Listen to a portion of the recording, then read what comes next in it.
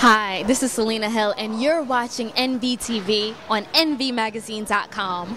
Today, Prudential will be revealing the findings from the research study, The African American Financial Experience, in which you'll hear from personal finance and multicultural experts. So stick around and let's see what we'll learn.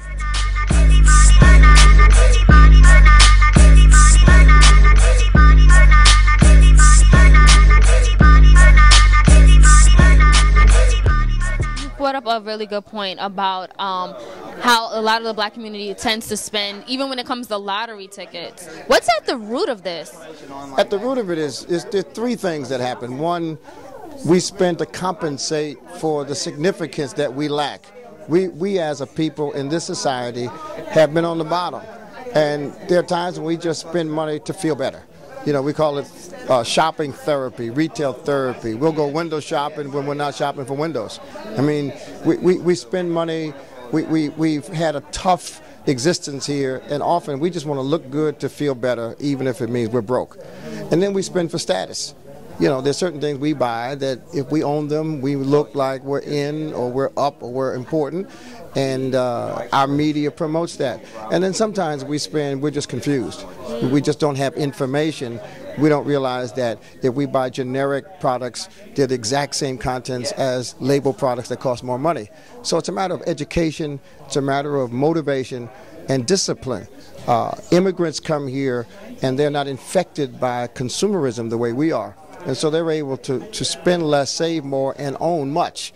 We have to learn that behavior. Mr. Boston, you were just on the panel. Can you tell us why was it important to have this discussion and open up this dialogue? Right now it's important because African Americans are trying to figure out how they're going to have a comeback from their financial setbacks. And this survey actually brings them information that they can use to begin that planning process. So they begin to understand how they can begin to save more, reduce their debts, thinking about owning a business. So it's very important that we have this discussion, because right now we're talking about everything going on politically, but we're not talking about what's happening economically, especially to African Americans.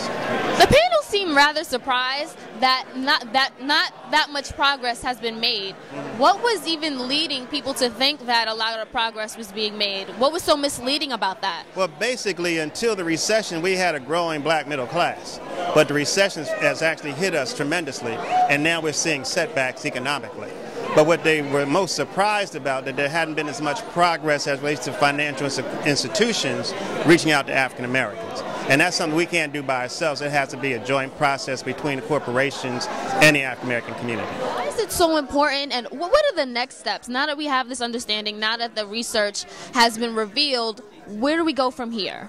Well, I can't help but continue to say that there are three areas we got to really build upon. One of which I think we got a good handle on, which is the ethical reputation. But the one place that we have to start is the cultural understanding. And at Prudential, what we did was we started that voluntary multicultural organization. And it's funny, in a lot of companies, they have a multicultural organization, and very often it's set aside from everybody else, and all that organization does is they do the multicultural within themselves. What Prudential has done is actually integrate the multicultural organization into every aspect of the business, and in essence get it into the DNA of the organization itself. I think that leads to changes at the very beginning, from the very bottom of what we do relative to the African American community and some other multicultural communities that we really want to focus on, all the way to the top. And I think in that way it's going to really move that success. The other thing that we have to work on, and we do a pretty good job of this, is getting at the local communities with financial literacy. And I know it's just a first step based on what we heard from the panelists today. It's only a first step, but it's a lot further than where we were. And I am standing with Alicia Alston, who is the Director of Global Communications here at Prudential. Let's talk about the event that went on. I know that you were involved heavily in just coordinating, just getting things out here, getting the message out here to the media. What is the message? Well, part of the message is that that African Americans are a really viable market. And I think by and large the financial services industry hasn't paid a lot of attention to that demographic specifically. So part of what we found in the survey was that there's a growing affluence among the African American community, a growing middle class, and that in and of itself it presents a huge opportunity for financial services companies like Prudential to do more to tap into that market, to help them planning for their retirement dreams and goals, and preparing for their financial future in general. So that was part of what we found. It validated a lot of some of which we know, but helped us to think a little bit differently about how we talk to different demographics, particularly African Americans. So we looked at folks at the really high end of the financial spectrum, making well over $100,000 a year, and those that may be more on the lower end, $25,000, $45,000, $50,000 a year, and what it is that they're looking for, what their issues might be, and barriers to achieving the financial success that and financial outcomes that they're looking for.